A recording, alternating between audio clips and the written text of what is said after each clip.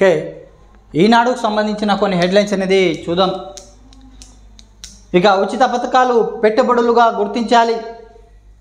ఆర్థిక సంఘ సమావేశంలో మాట్లాడుతున్న సీఎం రేవంత్ రెడ్డి, చిత్రంలో మంత్రి ఉత్తమ్ కుమార్ రెడ్డి, సిఎస్ శాంతికుమారి, ఉప ముఖ్యమంత్రి బట్టి విక్రమార్క, సంఘం చైర్మన్ పనగాడియా, ఇక సభ్యుడు అజయ్ నారాయణ్ జూ అంటూ ఒక హెడ్లైన్స్ అనేది చూస్తున్నాం. ఇక జిఎస్డిపిని పరిగణలో తీసుకొని కేంద్రం నిధులు ఇవ్వాలి. ప్రతి ఒక్క గ్రాంట్లు 71,000 కోట్లు ఇప్పించాలి. కేంద్ర పన్నులు రాష్ట్ర వాటాకు 41% నుంచి 50% పెంచాలి. 16వ ఆర్థిక సంఘాన్ని రాష్ట్ర ప్రభుత్వం ప్రతిపాదనలు అన్నట్టు ఒక హెడ్లైన్స్ అనేది చూస్తున్నాం. ఇక ఉచితం కింద ప్రజలు సంక్షేమం కోసం రాష్ట్ర ప్రభుత్వం చేసే వ్యయాన్ని తప్పనిసరిగా పెట్టుబడులుగా గుర్తించాలి. 10వ ఆర్థిక సంఘాన్ని తెలంగాణ ప్రభుత్వం కోరింది. రైతు భరోసాలు, రుణమాఫీ, ఆహార రాయితీలు వంటి నిరుపేదలకు ఆర్థిక స్థిరత్వానికి, సామాజిక భద్రతను కల్పిస్తామని ఆర్థిక సంఘానికి ప్రతిపాదనలో వినిపించింది. ఇక తలసరి ఆదాయం జాతీయ సగటు 1.89 లక్షలతో పోలిస్తే తెలంగాణలో చాలా తక్కువ, ఇక చాలా ఎక్కువ 3.57 లక్షల మంది. హైదరాబాద్ వంటి పట్టణాల కేంద్రంలో అభివృద్ధి ఎక్కువ కేంద్రీకృతమైందని, తలసరి ఆదాయంలో గ్రామీణ ప్రాంతాలు వెనుకబడి ఉన్నాయి అని పేర్కొంది. తెలంగాణలో కొత్తగా చేపడుతున్న అభివృద్ధి ప్రాజెక్టు ప్రత్యేకంగా 71,000 కోట్లు కేంద్రం నుంచి ఇప్పించాలని ఆర్థిక సంఘానికి కోరింది. వీటిలో ఫ్యూచర్ సిటీ అభివృద్ధికి 13,000 కోట్లు, మిషన్ భగీరథకు 12,000 కోట్లు, ఇక మున్సిపాలిటీ భూగర్భ డ్రైనేజీ నిర్మాణానికి 7,000 కోట్లు, మూసీ రివర్ ఫ్రంట్ ప్రాజెక్టుకు 7,000 కోట్లు ప్రతిపాదన చేసింది. ఇక రాష్ట్ర ప్రభుత్వం తరఫున సీఎం రేవంత్ రెడ్డి మంగళవారం ఆర్థిక శాఖ సభ్యులు ఎదుట ప్రజెంటేషన్ ఇచ్చారు. ఆర్థిక సంఘం వద్ద సీఎం వివిధ అంశాలపై ప్రస్తావించడంతో పాటు పలు ప్రతిపాదనలు కూడా చేశారు అన్నట్టు ఒక హెడ్లైన్స్ అనేది చూస్తున్నాం. ఇక జిఎన్ఎస్ఎస్ ఉంటే హైవేలపై 20 కిలోమీటర్లు ఉచిత ప్రయాణం, ఆ తర్వాత ఎంత దూరం ప్రయాణిస్తే అంతకే టోల్ వసూలు అన్నట్టు ఒక హెడ్లైన్స్ అనేది చూస్తున్నాం.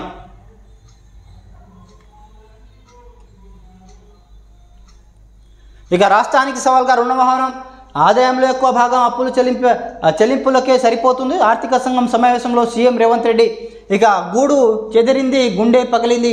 ఇటీవల వరదలకు పలు జిల్లాలో తీవ్ర నష్టం, మట్టి దిబ్బలుగా ఇళ్ళు, ఆనవాళ్లు చెదిరిన ఊళ్ళు, పచ్చని పొలాల్లో ఇసుక మేటలు అయిన వారికి కోల్పోయిన కుటుంబాలు. ప్రభావిత ప్రాంతాల్లో నేడు కేంద్ర బృందం పర్యటన, రాష్ట్ర వరదలో నష్టపోయిన అంచనాలు, బాధిత గ్రామాలు 358, బాధిత ప్రజలు 1.97 లక్షలు, ఇక మృతులు 33 మంది చనిపోయారన్నట్టు ఒక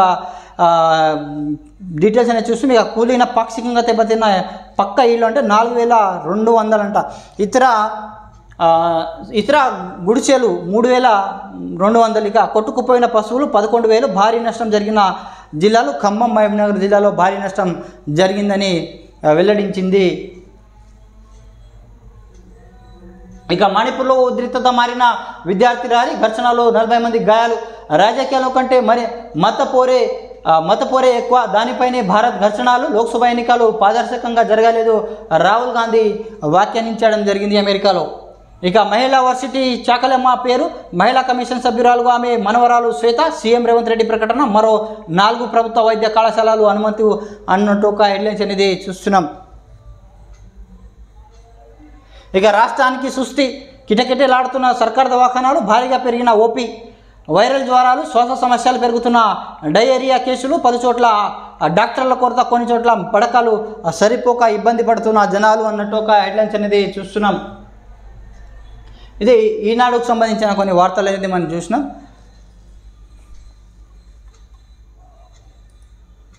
ఇక సాక్షికి సంబంధించిన కొన్ని హెడ్లైన్స్ అనేది చూసినాం. ఇక సైబర్ నేరాలు కట్టడికి ఏ దర్యాప్తు సంస్థలో హోంమంత్రి అమిత్ షా సూచన. ఇక ఈవీ విక్రయాలు ఏటా 5 కోట్ల ఉద్యోగాల కల్పన 2030 నాటికి అంచనాలు అన్నట్టు గడ్కరీ వెల్లడించడం జరిగింది. ఇక విషయంగా ఏచూరి ఆరోగ్యం, ఢిల్లీ ఎయిమ్స్ చికిత్స పొందుతూ సిపిఎం ప్రధాన కార్యదర్శి సీతారాం ఏచూరి ఆరోగ్య పరిస్థితి అత్యంత విషయంగా ఉందని ఒక హెడ్లైన్స్ అనేది చూస్తున్నాం. ఇక మానవతా జోన్పై ఇజ్రాయెల్ దాడి, దక్షిణ గాజాలో వలసదారులు ఆశ్రయం కల్పిస్తున్న మానవతా జోన్లపై ఇజ్రాయెల్ చేసిన దాడిలో 19 మంది మృతి చెందారు అన్నట్టు ఒక హెడ్లైన్స్ అనేది చూస్తున్నాం. ఇక సుప్రీం డెడ్ లైన్ బేఖతారు, కోల్కతాలోని ఆర్జికర్ మెడికల్ కాలేజ్ ఆసుపత్రిలో జూనియర్ వైద్యులు సమ్మె యథ ప్రకారం కొనసాగుతుంది అన్నట్టు ఒక హెడ్లైన్స్. నిన్ననే సుప్రీంకోర్టు సమ్మె విరమించాలని వీళ్ళకు కోరడం జరిగింది. అయినా వీళ్ళు సుప్రీంకోర్టు డెడ్ లైన్ బేఖారు చేస్తూ ఇక ధర్నాలు చేస్తున్నట్టు ఒక హెడ్లైన్స్ అనేది చూసాం. ఇక మళ్ళీ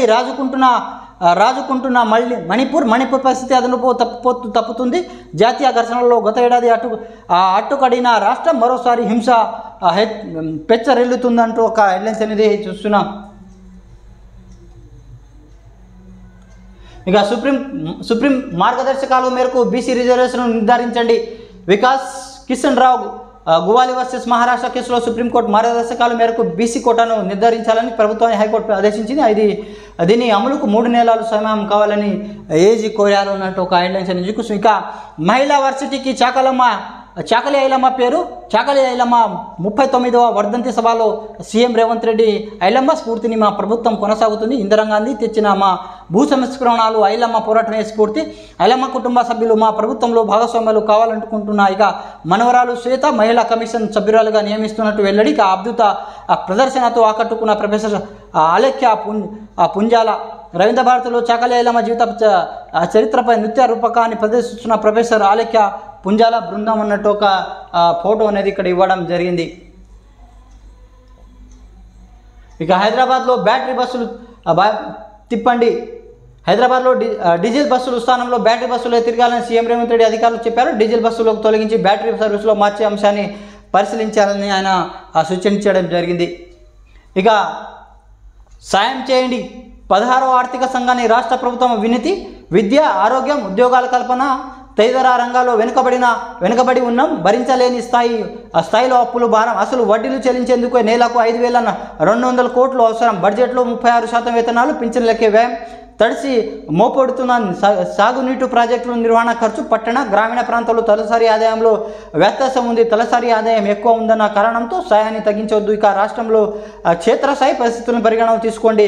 గ్రాంట్ వినియోగంతో స్వాతంత్రం ఇవ్వండి. కేంద్రం నుంచి ఎక్కువ సాయం అందేలా సిఫార్సు చేయండి అంటూ సీఎం రేవంత్ రెడ్డి వినతి చేయడం జరిగింది ఆర్థిక సంఘాన్ని.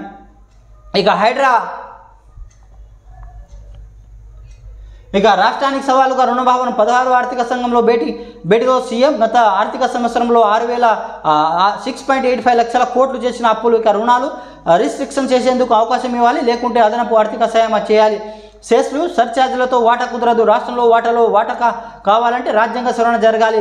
పనగారిగా రుణాలు రిస్ట్రక్చరింగ్ అంశంలో పరిధిలోకి రాదు అన్నట్టు ఒక హెడ్లైన్స్ అనేది చూస్తున్నాం. ఇక హైడ్రా ఎన్ఓబిసి ఇస్తేనే నిర్మాణాలు. చెరువులు, నాలాలు సమీపంలో భవనాలు అనుమతి తప్పనిసరి. అక్రమంగా నిర్మిస్తే ఇంటి నంబర్లు, నల్ల విద్యుత్ కనెక్షన్ రానట్టే. ఈ మేరకు భవన నిర్మాణ నిబంధనలు సవరణపై కసరత్తు అన్నట్టు ఒక హెడ్లైన్స్ అనేది చూస్తున్నాం.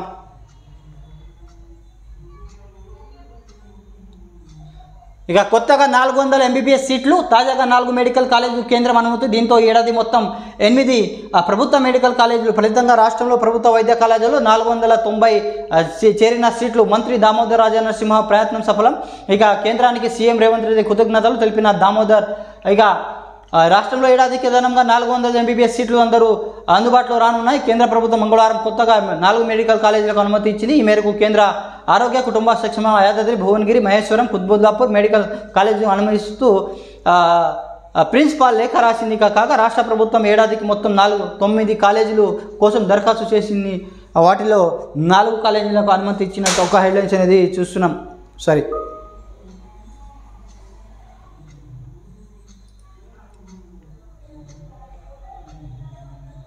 ఇక ఫ్యూచర్ సిటీపై ఆచితూచి. ఫార్మాసిటీ భూసేకరణపై కోర్టు కేసులు నేపథ్యంలో ప్రభుత్వంగా మల్లగుల్లాలు. ఇప్పటికే ఏఐసిటీ స్కిల్స్ వర్సిటీ స్పోర్ట్స్ హైబల్ ప్రకటన. ఈ నెల 20లోగా ఫార్మాసిటీపై ప్రభుత్వ వైఖరి చెప్పాలంటూ హైకోర్టు. దీంతో 4వ నగరంపై స్పీడు తగ్గించే యోచన. ప్రభుత్వం కోర్టు ఆదేశాలకు అనుగుణంగా ముందుకెళ్లాలి యోచన. ప్రస్తుతానికి గ్రీన్ ఫార్మాసిటీ ఏర్పాటుకు కట్టుబడి ఉండేలా ప్రణాళిక. ఫ్యూచర్ సిటీ మాస్టర్ ప్లాన్ మార్పులకు అవకాశం అన్నట్టు ఒక హెడ్లైన్స్ అనేది చూస్తున్నాం. ఇది సాక్షి పేపర్కి సంబంధించిన కొన్ని హెడ్లైన్స్ అనేది చూసినాం. So please subscribe, like, comment and share my channel. Thanks for watching RM News.